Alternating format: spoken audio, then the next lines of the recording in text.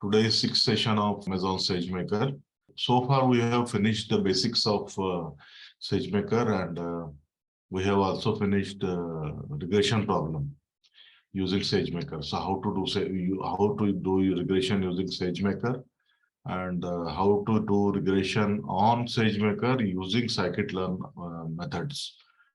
So all this we have already completed. So now from last class number 5, like last class, we were dealing with classification. Like having finished the regression, we are now coming to classification type of problems. Okay. So in the last class, we left it halfway. So I will repeat what we did in the last class. So first of all, we took this. Did some necessary imports here, and then some necessary code to suppress warnings, and then take figures online. Then we have taken this Titanic underscore CSV, Titanic underscore train.csv. So Titanic, I think everybody is familiar with this particular data set. So here we have a lot of features available, both categorical and numerical. So we need to predict whether, based on this, first we have to train the model. And once the model is trained, we have to predict whether that passenger survived or not. So survived, whatever I have highlighted here in blue, here whatever I have highlighted, this survived is your target variable. It is like binary 0 and 1. So 0 means not survived, 1 means survived. So this we have to use for training and testing both. And after that, we did some routine things like filling null values, filling outliers. Then we converted all the categorical variables into dummies. So now we are left with total 11 columns, including target variable. So target variable is survived, which is a binary variable, 0 and 1, and rest all are rest are also numerical variable, because we have converted into all categorical columns. We have converted into 1 hot encoded columns, including using this get dummies method of pandas. Okay. So now everything is in numeric form. So after that, we do some like routine breakup of train and test data here. So like that, I think you are all aware with this type of code. Then we install XGBoost. So first we took first modeling step that we are taking is we are using XGBoost we are using in local mode to do the predictions. So now XGBoost, first of all, we are installing XGBoost, and then I'm not going into this because I think you are already aware with all this type of code, and we did in the last class number 5, lecture number 5 also. We finished all this. So we are getting a very nice accuracy of 96.6% without any hyperparameter tuning, which is very good. So after that, testing data set, we are taking on train data set, we are getting an accuracy of 96%, and on train data we are getting on 96.6%, and test data we are getting accuracy as 79.8%. So almost 20% gap is there. So there is a huge overfitting seen here. So I think we need to tune the hyperparameters to get a proper model wherein accuracy of train data and test data are within plus minus 5%. But right now here we see a lot of overfitting we see overfitted model. But here our exercise or aim is not to get a balanced model, or it's not to get a good model. Here we are just studying how to code with the help of SageMaker. So we are not going into more details. So we'll live with this overfitted model, and then get into our next technique, which is principal component analysis. So principal component analysis now we'll be using directly SageMaker. We will not be doing say PCA with we will not be doing PCA with scikit-learn. We will doing only directly with SageMaker. We are doing it to demonstrate how to use SageMaker to do your principal component analysis. And what is principal component analysis? It is a dimensionality reduction technique. So we do usual steps. I think all these we covered: SageMaker, Boto. Then we write into S3 bucket. Both train data and validation data we write into S3 bucket. We create a path for storing our model output. Then here we call the container with PCA container we call PCA container. And with the help of that container, then we initiate our model here. We make a model object called PCA. And using that model object, we set hyperparameters here, necessary hyperparameters. And when we run it, when we complete this fitting, here we did fitting. Here we complete fit with train data. So with the train data, we complete fit here. Fit means there is a model training. So once we complete the model training, we deploy the model. And once we deploy the model, we can do the predictions. So we use some serializers and deserializers because our data is in the CSV and text format. So we do some serialization and deserialization. We first did here. And then using that deployed model. So deployed model name is PCA underscore reduction. So with that, we did some predictions here. So these predictions are not that it is not the prediction of Y. Means we are not predicting here whether person survived or not. We are just reducing the dimensions. So total we had 11 dimensions. So if you exclude Y, which is survived, exclude Y, then we had around 10 independent variables, x1 to x10, 10 independent variables. So from the 10 independent variables, we are reducing them to 6 using principal component analysis. Okay. So we are not doing any actual Y prediction here. We are just reducing the dimensions of the dimension of our X variables. Okay. So we have reduced it from 10 columns to 6 columns. So that's what we have reduced here. And then we have to remember this important step to delete the endpoint. Otherwise, it will incur unnecessary charges to you. Okay, so once we delete this PCA endpoint, now till this we have covered in the last class. Okay, so all these I have revised it in short here. But if you want more details, I will suggest you to have our video, look at our video on lecture number 5. Okay. So now from here we have to start today. Actually, we are using XGBoost. We are making a XGBoost model using SageMaker. So if you remember this XGBoost model, in the previous step, in previous steps in the same file, same code file, we used the XGBoost model from scikit-learn. So now we are using same XGBoost model from SageMaker. Okay. So now for that, we will not be using the original X data. So now we had variables from variables x1 to x10, right? So 10 independent variables we had originally in our original data. So we will not be using that. Instead, we will be using whatever we got output from our principal component analysis. Okay. So this principal component analysis is having 6 principal components. So from original 10 X variables, we have reduced it to 6 principal components. So that reduced principal components will be using in our XGBoost model. So see, this is the matrix, this is the data set which is having 6 principal components. So if you print it, you can see. So shape is 891 rows and 6 columns. So 6 columns are nothing but your 6 principal components that we got in the previous page. So in that now that we are getting train data from our original file which we loaded. So from there we are getting our train variable. So train variable is nothing but your Y variable. This is your target variable. Okay. So Y we had a column. The Y is nothing but your target variable in which you have to predict. So that we had isolated in previous steps. We had isolated. So this Y was in an array form. So we are converting into a data frame and giving it a column name called target. So this is trend data.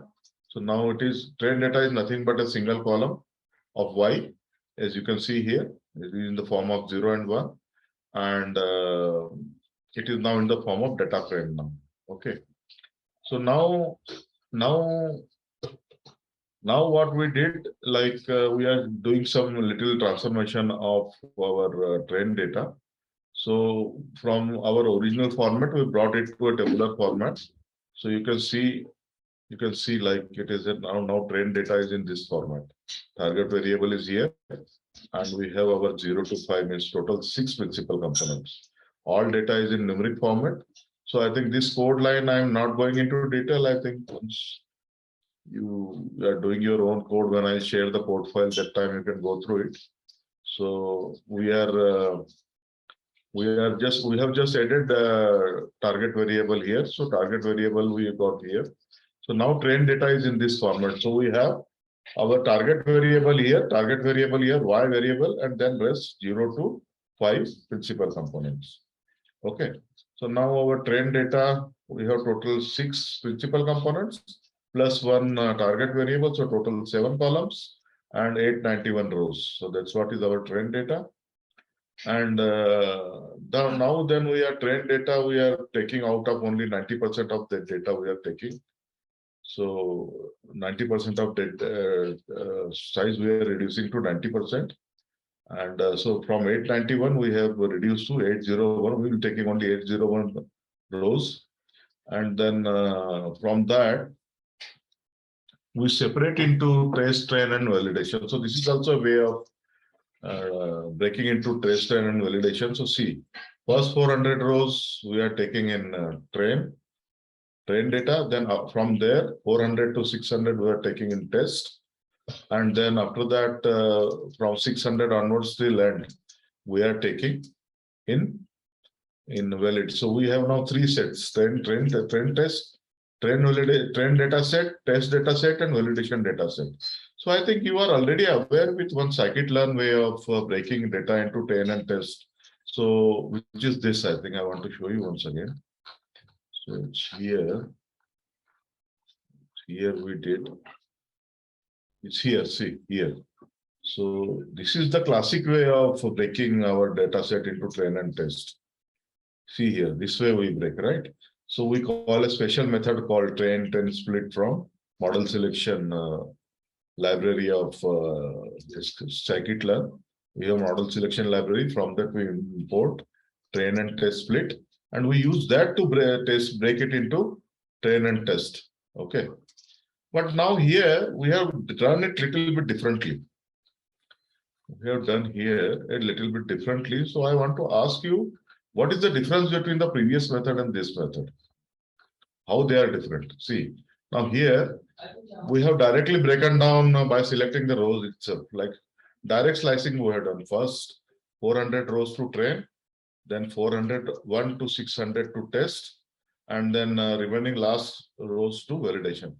So like that is a very simple way of breaking, but there is a fundamental difference between the way which I showed previously using train test split method and this is a very direct method. So there is a fundamental difference between both. Can you suggest me what is the difference between both? Both methods are breaking into train and test, but there is a fundamental difference. Can you tell me? Can anyone tell what is the difference in both the methods? Both the methods are statistically different. So would anyone like to attempt it? तो first one जो थी वो randomisation उसमें ज्यादा था, इसमें तो आप फिक्स दे रहे हैं. Yeah, right. Very right. Correct. 100% correct. This is, we are giving direct number of rows. First 400 to train, and then 400 to 600 to test, and remaining last ones to validation. But in previous method, which I showed you just now, it was a randomization. So train and test data, train and test sets were forming based on random selection of rows. So train was also randomly selected and trace was also randomly selected. We were not having any control on it. But here we have full control. Here we have full control. So from machine learning point of view, Puraswar, which one is better? Previous method is better or this method is better? So From previous machine one. learning point of view. So previous one. Why previous one? तो यदि randomisation होगा तो हम लोग हमारे model को ज्यादा मतलब उपयोग Yes. बता पड़ता है, इसमें तो है ही नहीं randomisation. Right, right. So if your selection is random, then your training, you will get more generalized model compared to this. So like, suppose you are giving first 400 rows, first 400 to train data. So from that, there is possibility that out of that 100 rows are only from one patient. Suppose it is medical data, medical test data. So suppose first 100 rows maybe from a single patient. So or similar, or if that example is wrong, some very similar first 400 rows can be very similar to each other, and then 400 to 600 another two may be very similar, and then last one can be similar. So there is no generalization of in your train test and validation data. So if you select instead of that, if you select train test and valid in a random way, then all the train and test and valid are selected in a random fashion. So that way your model training will happen. Model training will result more generalized model. So now see, now I am asking one more question. In previous step which I showed, I got only train and test. But now I want to use previous method. And again I want to use I want three sets. Train, test and validation. So how you will get using previous method? How will you get that? I showed you in the last class, if you remember. Now it was yielding, you see, here I am getting three sets, train, test and validation. And there, if you see, I will go again, once again for your reference. Once again for your reference. See, here we are getting only train and test. So this will split only in two data sets, train and test. But whatever I have shown you right now, this is randomized, as Puraswani said, rightly said, it is randomization. But now I want to, instead of use, I want to use this method. I want to use this method, which is that I want to use this method for splitting. Train test split. I want to use this method, but still I want my three data sets. Instead of only two, I want three data sets, not two data sets. I want train, test, and valid. So how can you do that? Any attempt? It is simple actually. If you little bit stress your mind, you can get it. Is very simple. So now instead of instead of only train and test, I want three data set: train, test, and valid. Using that method, train, test, split method, I want three. How can you do that? Any attempt? So 2 times command run करके, 2 बार Yes, तक very command good. run कर. Very nice, very nice. You're giving very right answers for us on this up today. Thank you. So what we'll do, first we will break into train and test using the train and test split method. So we'll get 2-1. So then in test data set, we'll run that command once again to break into test and valid. So like that, we'll get three data sets. Okay. So here actually we have done some shortcut. Actually, we would have done that only. Means we should have run 2 times that command. But instead of that, now we have done some shortcut actually here. So, but generally speaking, this should not be done. You should always have your train, test, and validation sets randomized. So this should not be done actually. It is a wrong thing. But just to save some time or shortcut, we are doing it right now. But this doesn't matter for our example. But ideally speaking, when you are doing your splitting your data into train, test, and split valid, you should do in a randomized fashion. So that will result in more generalized machine learning models. Okay. So now you see the data. All the data sets are train, test, and test. Train, test, and validations are of data frame. Train is of 400 rows, and then test is of 199 rows, and validation is of 290 rows. So can anybody tell why we need two data sets? Generally, two are enough, right? Train, test, and validation. Two are enough. Generally, train and test are enough. So here, why we need one more validation set? Anyway, can anyone guess? Why we need three actually? Some people do two and some people do three. So I'm asking you why we need three data sets.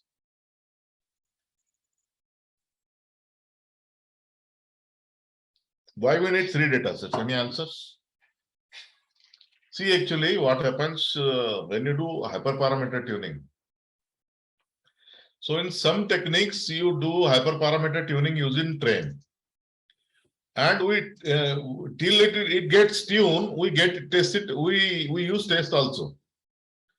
So using train, we do some hyperparameter optimization, then get a model and test it on test. And then again go back to, if it is not working properly, we again go back to train.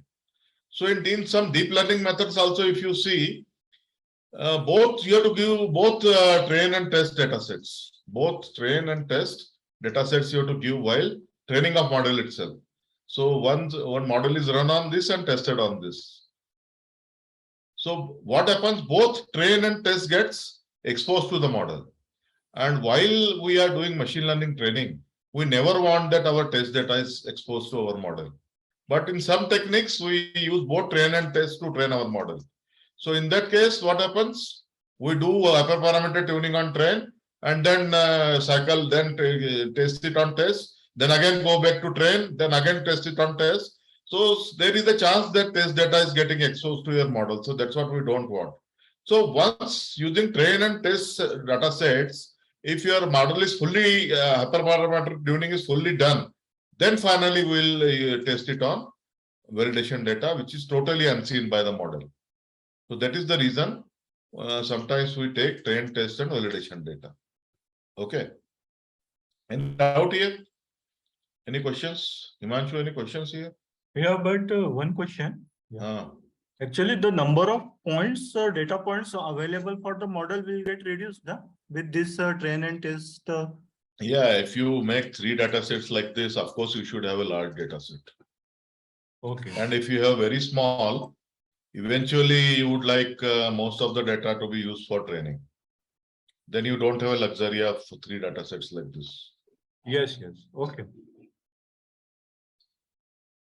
Okay, so now we got our train, test, and validation data sets, but they are not randomized. Okay. Well, ideally, we want this selection of all the three data sets should be random. But here, as we see, we have done directly here. First 400 rows for train, next 200 for test. This should be test actually. Okay. So next 200 for test, and next 300 for valid. So we discussed this already. So now what we do, we write our train and test data. Train and test data, train and test CSV, whatever this is. So what we do is our our train data. So train is our train is our training data set, test is our testing data set, and validation is our validation data set. So now here what we are using, we are taking train data set and validation data set. And we are using two underscore CSV command of pandas to write them into CSV.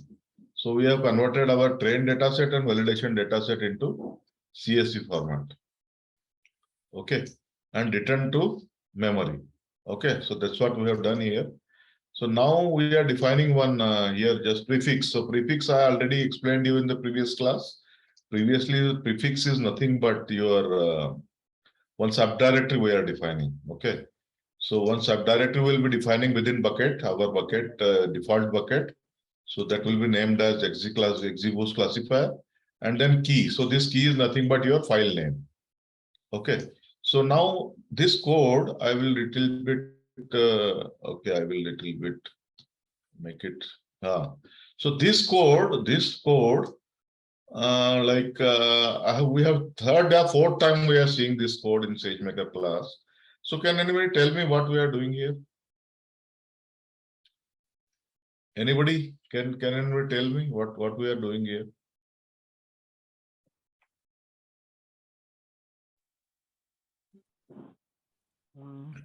Read the comment and tell, yeah. See what we are doing here. In this step, whatever I have highlighted, what we are doing here. Loading the model to S3 bucket. Yes, exactly. See, so now whatever train.csv we had written in memory, we are opening this memory with this command with open read RB means reading, and by reading in binary mode, RB means reading in binary mode. We are opening, taking chunks of the file. Chunks of the file we are taking, and Boto3. So Boto3 is nothing but a common purpose SageMaker library, which allows us to code with S3 bucket and other Amazon resources. So S3 bucket is a general purpose SageMaker library with which we can use software using S3 bucket and other Amazon libraries. Okay, so we are taking S3 bucket, Boto3, then we are taking session. So from session, we are taking S3 resource. S3 is a keyword. So we are taking S3 means our S3 bucket, S3 bucket, we are taking resource. And then bucket. So bucket is this, if you search this bucket. See, this bucket was nothing but a default bucket directory. So bucket. So here, see here. Here, see bucket. Here, you see bucket here. So in this bucket is nothing but a variable, right? So in this bucket variable, we had taken session dot default bucket. So this is default bucket, okay? So this we are not taking default bucket. Bucket means what? Bucket is a just directory, means just a hard disk type of thing where we store our data. But that is called bucket. So default bucket address through session we took and stored in bucket variable. Okay. So once we did that, then we come here. We come here, yeah. Here, right? Okay, so that bucket we take here. Bucket in the bucket means default directory address, we take it, and then we make a path here. Prefix we defined earlier here. Prefix I said is a thing, but your prefix is nothing but your subdirectory. So we are taking subdirectory. In that subdirectory, we are making one more subdirectory called training. And in that, we are using this file name. This file name is also same, XGBoost classifier. And that's what we are uploading here. So we are uploading file object F. So F, whatever we are reading in chunks, that's we are reading here. We are loading. So this line of code is pretty much doing what Dr. Shailesh said. We are writing train.csv into S3 bucket. And why we are writing into S3 bucket? Because putting data into S3 bucket is mandatory when you want to use any SageMaker model. So we are doing modeling, yeah. We are doing XGBoost modeling using SageMaker. So before that, it is mandatory that you should have your all training data in S3 bucket. So this step, we have accomplished that. And what is the training path? So this is the code to form training path. So you can read the training path here. This is the training path. S3 SageMaker, then this code, then XGBoost classifier was our nothing but our subdirectory. In that we made one more subdirectory called train, and this XGBoost classifier is nothing but your, that was key. Key means your file name. So this is your this is the path where your train data is getting stored. Now similarly, we have taken validation.csv from memory, and using same code, we have written it to S3 bucket. So S3 bucket, its path, validation data path is your bucket. This is your default bucket, right? S3 bucket is your like C drive. This is like your C drive of Amazon. It is just like that, just like C drive. In that C drive, we are having this is your default bucket. So this is your default bucket, means default directory. And in that, we have made our own directory called XGBoost classifier. In that, we have made one more directory called valid. And in that, we have stored our data file. So now we have two subdirectories of our own. One is by the name one is your train directory and one is validation directory. So we are having train.csv and train.csv and validation.csv in these two files. Note that we are not using test.csv here, and there is no reason to it actually. Simply we choose to leave it alone for now. We are not using test.csv in this example. Instead of this valid, we could have used test also, no issues. But valid is containing more number of rows. There are 290 rows here. See, 290 rows in validation. So we better use it. So we have used. So now we have two directories, train and validation directory. Train contains train.csv and validation contains validation.csv. So now with these two steps, with this cell and this cell, we have written our data into S3 bucket. Okay, now we are simply defining one more string variable, which is called output location. So output location is this string. So output location means nothing but where your model output will go. You will train the model, right? So your train model will have some data, some parameters, some weights, or some parameters it will have. So data to be stored actually. Trained model should be stored somewhere. So for that we'll be using this output location. So this is the path where you're storing output. So output is one more directory we are having where we'll be storing our trained model. So now what we do, again, this is a repeat code. We get the proper container. Now this time, what container we want? We want XGBoost container. So we use this code, get image URI. This is a proper SageMaker method. boto3.session.region name. So it will give you a region name like you may be working in Ohio region or West Virginia region or Mumbai region, whatever region of Amazon you have chosen. So that it will get this code for boto3 session dot region name will get your region name, and this XGBoost you have to use to get image container corresponding to XGBoost, and this is the version. So this version of XGBoost, this container we are using and storing in the container. So now this container is nothing but a complete XGBoost model containing the image of XGBoost. So now we need to train that model. So now you see our train data. So train data is, you see here target means your Y variable is included here. This is to be noted here. We don't do that in scikit-learn, but while training in SageMaker, your Y should be included and should be first variable. So first is your Y, and these 0 to 5 in 6 variables are nothing but your 6 principal components. So these are your independent variables. 0 to 5 are your independent variables, and target is nothing but a binary class, survived, yes or no. So that is your Y variable. So this target is Y variable, and 0 to Y are independent X variables. So X variables are not original X variables, but these are derived X variables, derived principal components which we derived in the previous steps. So previously we had 10 variables from X0 to X9. 10 independent variables we had originally. We reduced it to 6. We can reduce it to 3 also if you want. So 6 was the arbitrary number to which we have reduced it. So here, instead of using original X variable, we are using the principal components. Okay. So principal components we are using. So 0 to 5 are 6 principal components. They will serve as the independent variables. Based on these 5 principal components, we need to predict target variable. Okay. So now this code is again a repeat code. We have seen it earlier. So in that model is called estimator. Estimator is a general class. So in that we are giving container. So this particular container class will tell Amazon that you have to use XGBoost. Because why? Because we have imported, whatever we have, this container is containing the image specific to XGBoost with this code, this command line. So now this container will tell that use XGBoost, then role, whatever role is associated with your session, and then training count instance means whatever, only one instance will run at a time. One instance of hardware machine will run at a time, and we are in free tier, so we cannot use more than one. Training instance type is nothing but your hardware on which we want to run. So Amazon has defined many hardware types, from low capacity to higher capacity, lower performance to higher performance.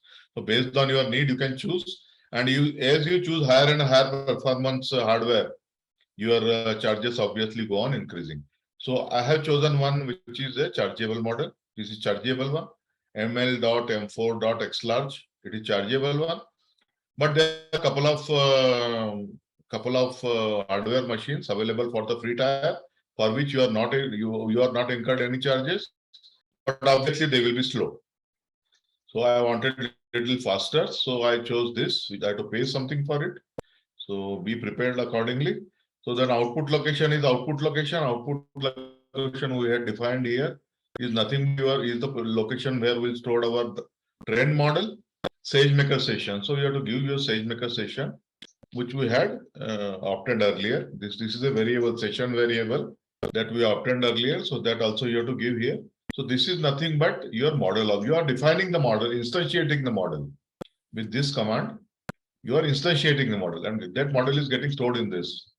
And after that, once you have instantiated model, then you have to set hyperparameters. So hyperparameter setting is a bit different from, in this SageMaker is a bit different from our scikit-learn. In scikit-learn, while making the model object itself, we call all the hyperparameters, but here you have to set separately, okay? So only minimal difference, but hyperparameters are the same. So max depth is, XGBoost is a collection of decision trees. Okay, so max depth is equal to 3 we have given, means any decision tree will be allowed maximum 3 levels, not beyond that. Then objective is equal to multi.softmax. So softmax means it's actually I want you to do little R&D and I will tell you why. So number of classes 2. So y is the target variable, right? So it has only 2 classes, 0 and 1. 0 means not survived, 1 means survived. So it is binary class, binary problem. Eta means your step size, 0.5 step size we are taking, and number of round is equal to 10, means 10 iterations we want. Usually 10 is very less, so you have to give in the tune of 15 to 100 or sometimes even more to get a proper model. But here we are getting our charges with this particular hardware which I have chosen, ml.m4.xlarge. With that you have to pay. So, and it is just a demonstration class, so I have taken less number of rounds for less number of iterations. So I think all this was repeated in our regression also. Same thing.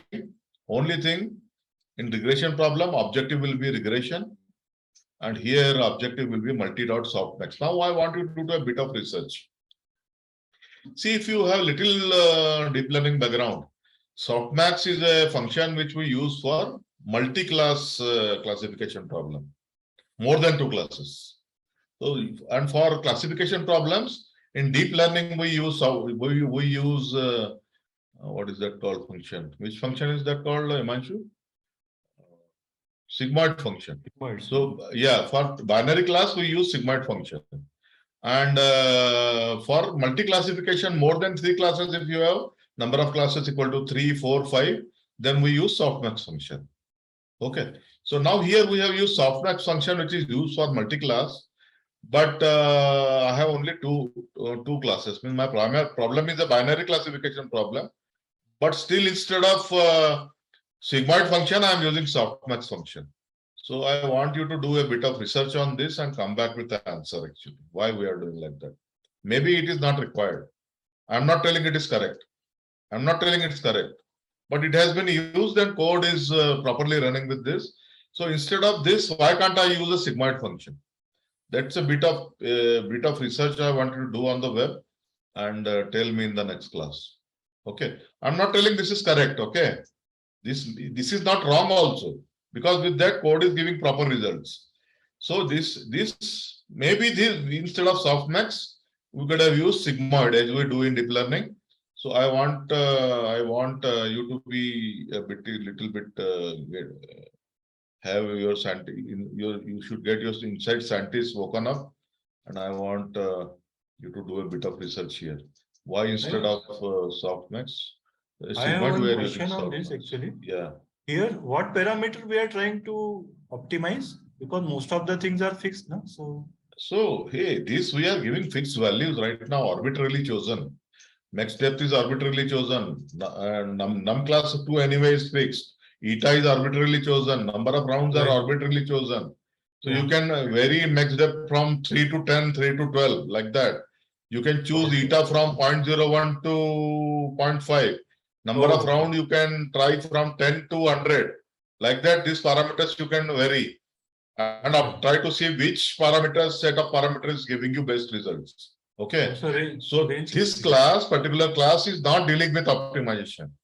Okay. We are not doing any optimization. Right now, we are showing just one demo with some arbitrarily chosen values. But in some next couple of down the line next classes, I will show you how to do hyperparameter optimization using SageMaker. That time we will optimize these parameters. Okay. So right now we are not attempting any hyperparameter optimization. Right now it is just a demo with arbitrarily chosen hyperparameters. Okay. So that's how it is. Then what we do, we define training path, training input path, and validation input path. So see here.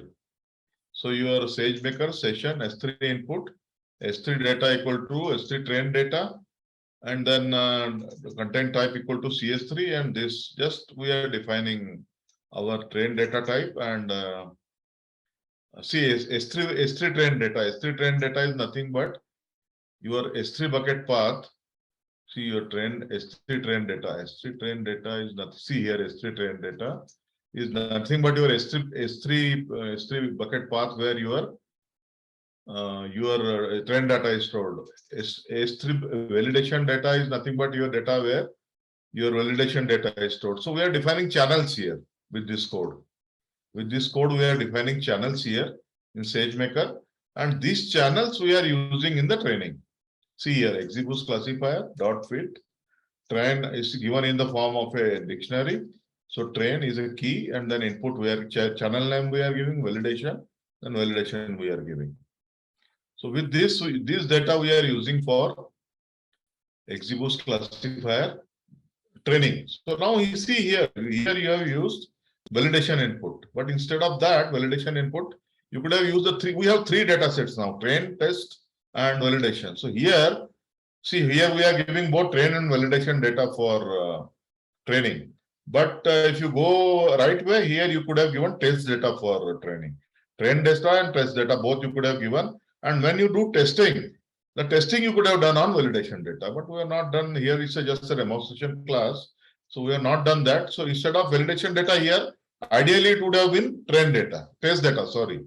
So we do training with train data and test data, and then do final testing on test data. So this, right now we are just loosely using validation input. So we are using these two sets for fitting. And once this training is over, it takes a while. And once this, see all this output you get, and once you get your XGBoost classifier, so your XGBoost classifier is not all your train data is stored here in this object, XGBoost classifier. So now you are deploying it here. With this command, we are deploying it to the internet. It will be available from anywhere in the globe, anywhere in the world, it will be available. So we are deploying it. So once we deploy with this command, instance equal to instance type count equal to 1, and again you are giving hardware here, hardware name instance type. So MLX M4 X large. So once you deploy with this command, single line command, you will get an exclamation line here at the end. So exclamation line means deployment is over. Once you have deployment over, you have to define serializer and deserializer. Serializers you have to define because your actual data is in CSV format. So a CSV serializer we define here, CSV serializer, SageMaker.serializer.CSV serializer, and that you have to assign it to model.serializer. So your serializer will be of type CSV serializer because your data is in CSV format. Then once that is done, then your model is ready for prediction. So you do predictions, and then XGBoost classifier.predict, and then you have to convert array. See here we had given validation data for training. Here we had given validation data for training. Where is the training session? So training session here we give validation data for training. Okay, so now we are not using it for testing. Testing we are using test data.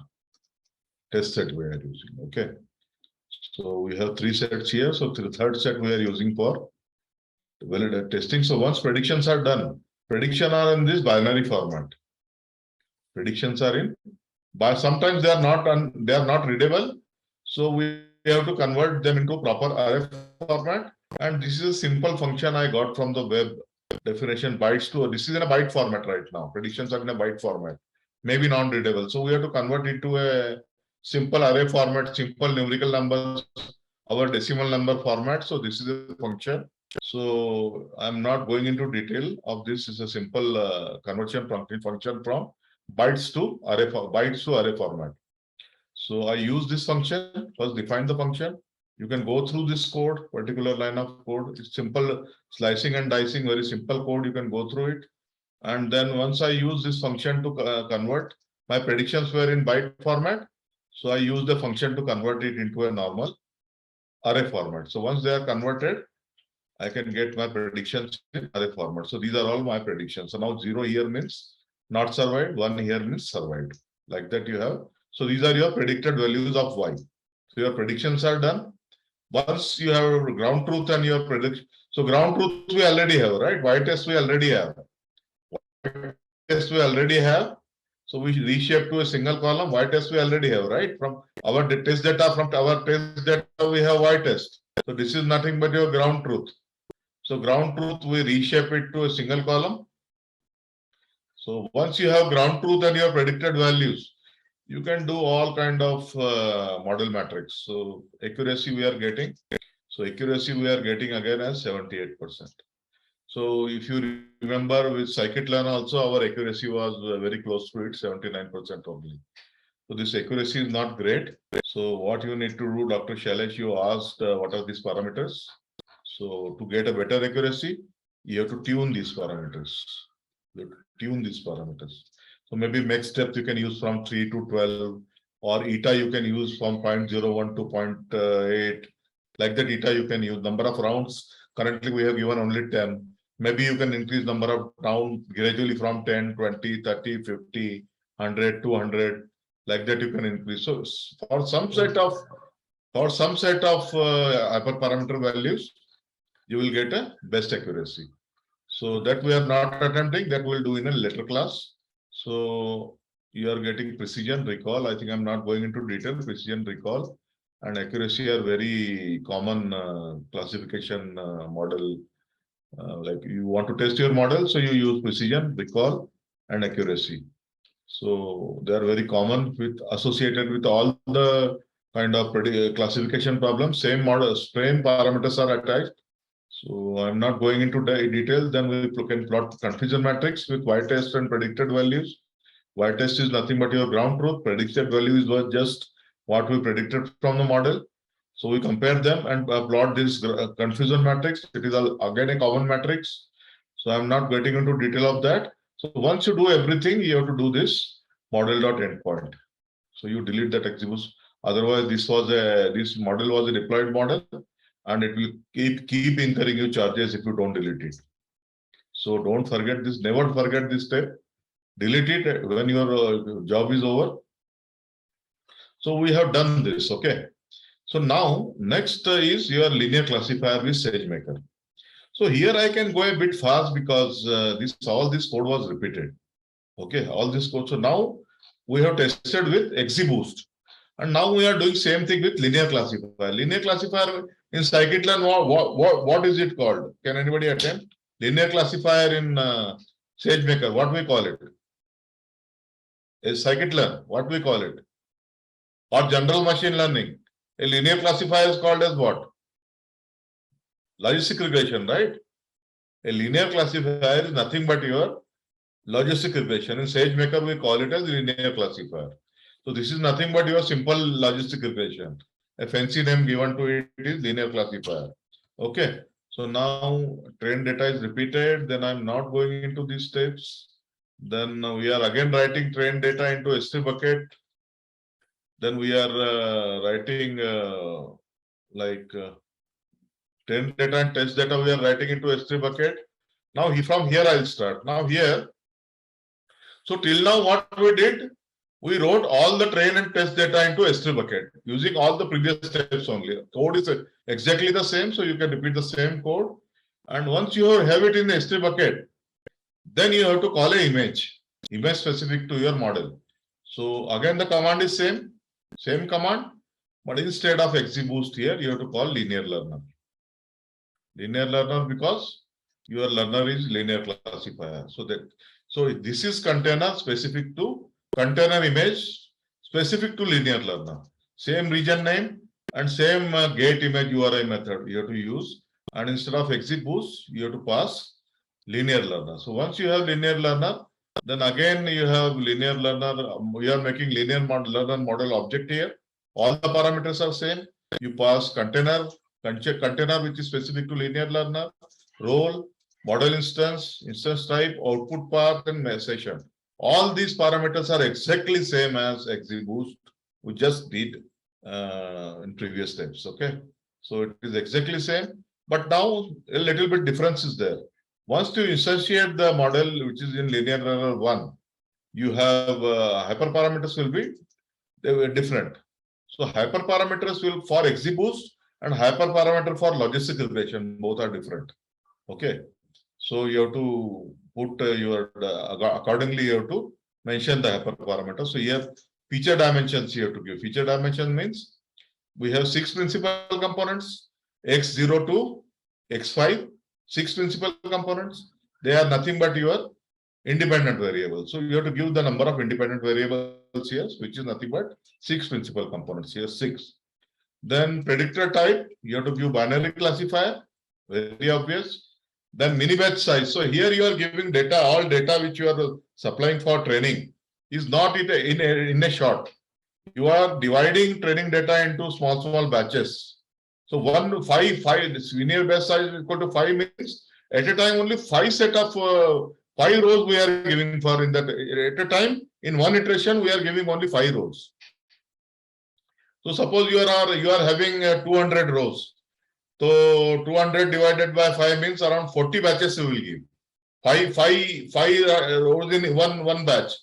So suppose total 200 rows are there. So 200 divided by 5 equal to 40. So 40 batches you will train. And once you complete the 40 batches, that will call one single iteration of training. Means one single iteration of training means you have to pass all the 200 rows. 200 rows I am giving just for example, just an example number I am taking. So suppose your number of rows are 200. Then for one iteration of training to complete, you have to pass through all the iteration of all the rows, right? All the 200 rows you have to pass through the model. So here we are giving in the batches of 5 means 5 into 40. 40 batches of 5 each will give in the model. So that will call one iteration. One iteration, then epoch equal to 5. Epoch means epoch is here nothing but your number of iterations. Again, 5 is very less. And it's only a demonstration session. That's why I'm not increasing it. Otherwise, the ideal number will be more than 50 or more.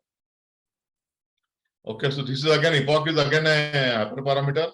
Mini batch size is again a hyperparameter. You can play with it. Number of dimension, of course, will be fixed. And predictor type will be fixed. But mini batch size, it is you can take 5, 10, 20, whatever gives you best result. Epochs, you can give 5, 20, 50, 100, 200, like that.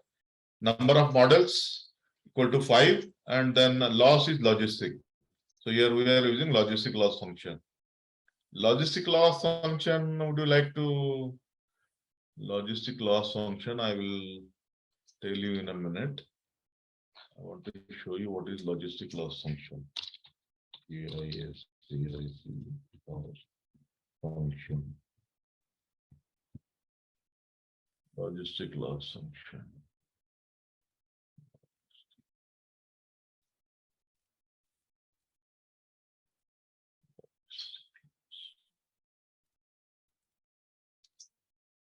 See, this is the formula. I think you need to go through one of these articles. Log of V upon 1 minus V.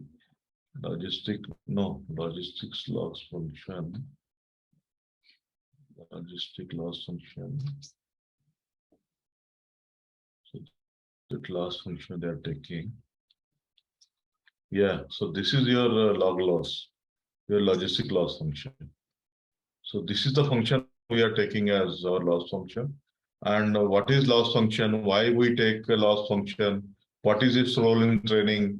So all these are basic machine learning things which are for now which are out of scope for this class.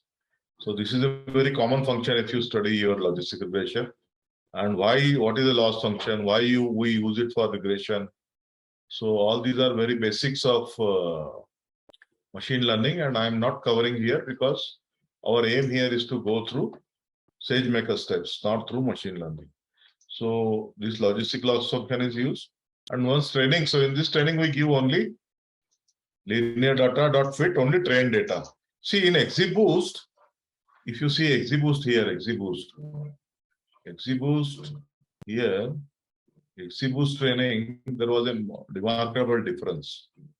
So XGBoost, we gave XGBoost training. See here, we gave both train and validation. We gave both train and validation. Both are required in XGBoost training. But in linear training, in linear model training, only train is required, validation is not required. Again, that is a topic of a bit of research, and I want you to do a bit of research that why in logistic model only train is required and XGBoost model validation is also required. But usually in deep learning models, we usually give training data and validation data while training itself.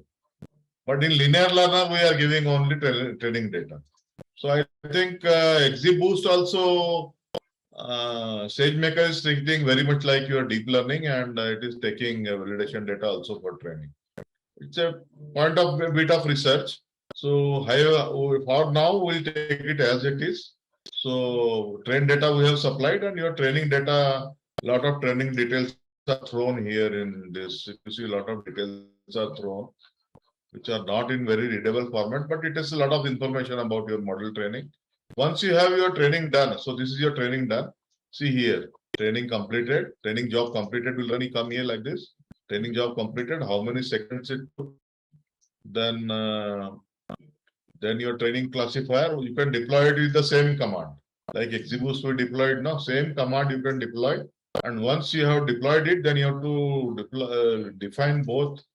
Like you have to define serializer and deserializer for your model. So serializer and deserializer, both we are giving for our model. That is because our data is in CSV and text format. So we have to define serializer and deserializer. We get through this particular SageMaker methods. So we get serializer and deserializer. We have to define it. Once you define, your model is ready for prediction. Your model is getting ready for prediction. And once you do the prediction, then it is coming in a little, say it is a JSON format. See, it is a JSON format, you have to unfold it. So you can unfold it using this simple for method, for loop, simple for loop you can use to unfold this JSON format. And once you unfold it, it is directly in the binary format. In XGBoost, it was in byte format. So we used a special function from bytes to array format. We had to convert it, but in this case, it is directly coming into array format, in a JSON format. But once you unfold the data, unfold this JSON using this code. Once you unfold it, that means your predictions are directly in array format. You don't need to convert any byte to array. That is not required. They are directly coming in array format. So now here these are your predictions. So 0 means that particular row, that particular record, that person, unfortunate person didn't survive. That particular record of Titanic data set, that particular data set, it didn't survive. In data set, row number 1 didn't survive, unfortunately. So all these are survived and unsurvived data. So you have white test. White test is nothing but your ground truth. So now you have both predicted values and ground truth. So you can do all kind of magic like precision, recall, accuracy. So again, you see accuracy with linear learner also is very less, 77%. Maybe that if you give little more, so here epochs are given only 5. So maybe if you give 50 epochs, it will give better accuracy. So that was not the topic. Here just we wanted to concentrate on how to use SageMaker for linear learner and XGBoost. So that's why I gave less number of epochs. So accuracy is 77%. Again, same confusion matrix plotted. And once your job is done, we are all training right now. We are not deploying it forever.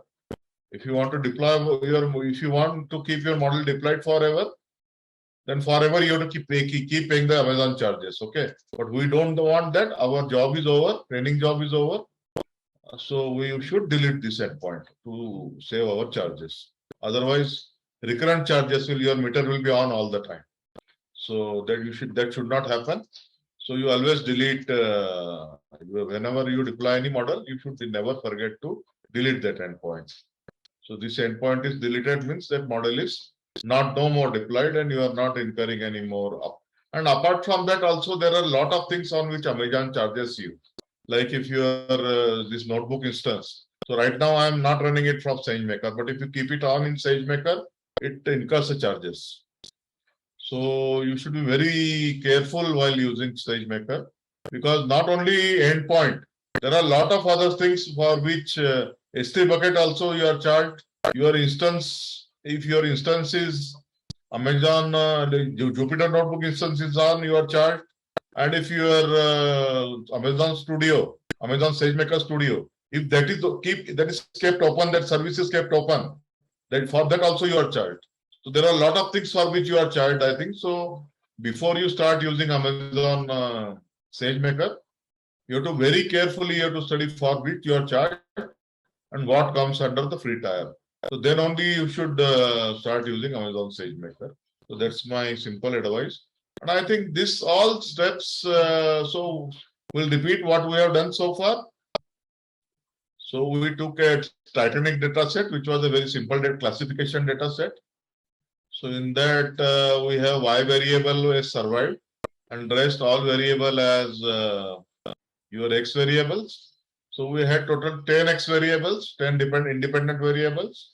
So first we solved it using local mode. Local means no SageMaker was used here. We use XGBoost model directly from scikit-learn. No SageMaker model was used. Okay. So directly as you do in a in your local notebook as you solve. Same way we have solved, but this notebook was running on SageMaker. But technique used were all as if it is running on the local machine. So no SageMaker used. We got some model equations. Then what we did, we applied some PCA, principal component analysis, on the data set, and we reduced our variables from 10 independent variables to 6 principal components. That's what we did. After that principal components, whatever we got here, 6 principal components, using that as independent variables, we used the XGBoost model from SageMaker. So in this time we use all the models from SageMaker. Okay, so we did that, and then same thing we repeated with the help of linear learner. So linear learner, here we did the same thing with the help of linear learner. So while using this linear classifier also, we used all the facilities of SageMaker. This all we have finished in these 2 sessions, and now there is only one thing left now. I will suggest you to complete this classification. Suppose your data set relationship between your X and Y is very complex. X variable means independent variable from X1 to X10, and Y variable, if your relationship is very complex, in that case, you may have to use deep learning. So that's what we have not done so far. Deep learning we have not used, but we have applied linear learner, linear classifier from the SageMaker, and we have seen XGBoost from SageMaker, and we have seen principal component analysis from SageMaker. This much we have completed. But so far we have not touched neural networks. So in the next class, we will have neural networks. Okay. And in the next class, while using that neural network itself, we'll learn how to do the hyperparameter optimization, how to do the hyperparameter optimization of, see, all these hyperparameters that Dr. Shailesh asked, right? So all these hyperparameters, all of these are hyperparameters. So out of these, mini batch size, epoch, number of models, All these things you can play with them and you can optimize them. So in the next class, we'll see how to use SageMaker for solving neural networks. That is also a classification type of problem. And then we'll see how to do hyperparameter optimization. So that hyperparameter optimization also will be done for neural networks. So that